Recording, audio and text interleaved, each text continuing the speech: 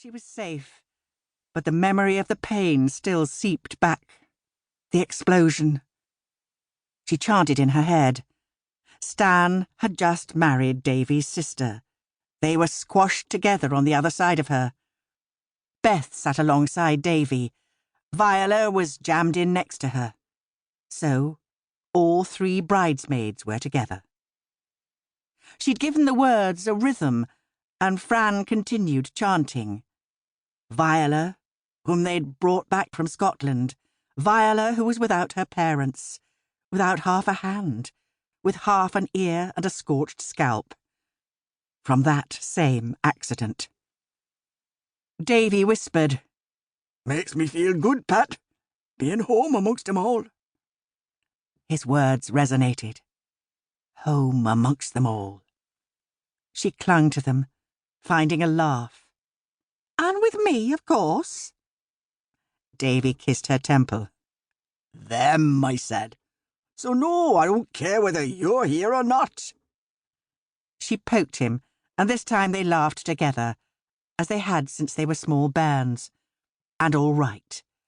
And the cries of those trapped beneath the debris had no place in this moment, and no place in her dreams.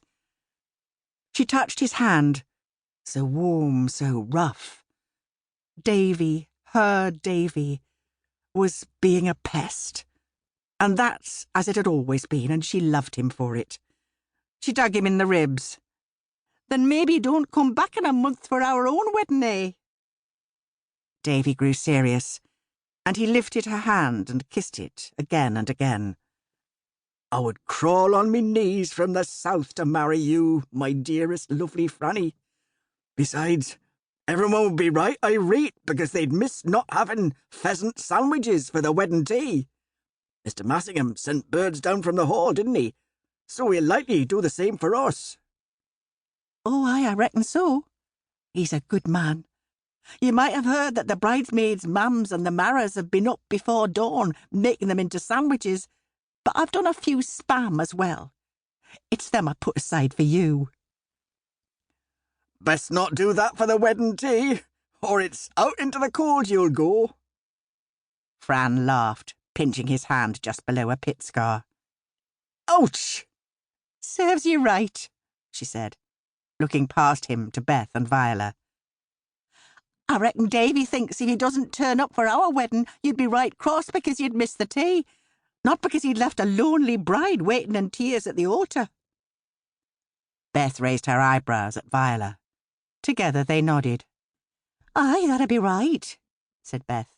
"Can't have enough wedding teas, or them with a bit of pheasant on the menu anyway." Viola smoothed her dress. "Will you wear Sarah's dress, and will we wear these?" She pointed at their summer frocks. Fran raised her eyebrows. "Depends if we can find any more discarded curtains at Massingham Hall. There's not enough left of the nursery ones we found for Sarah, so maybe I'll just swan down the aisle in me pinny and little else.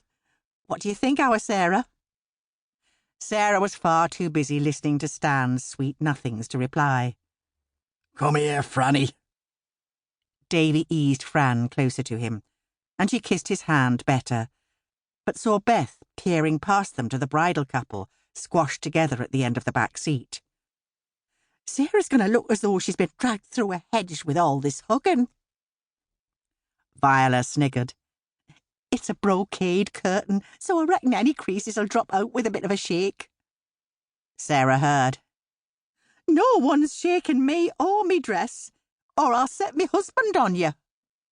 There was more laughter, this time from the seats in front of them too, the sound rippling down the bus. "Calm yourself," Fran muttered to Sarah, "and get back to being squashed, eh? But I reckon the wedding photos will be quite something. There'll be you, blonde and blue-eyed, looking like a queen in your finery, wondering who these three lasses are cluttering up the place in their mam's summer dresses. There'll be me, with hair as dark as Ben's and Stan's, Beth, red-haired, and Viola a dark auburn, all with munitions chemicals streaked through. Oh, way, a line-up of ripe beauties." "What about me, I'd like to know?"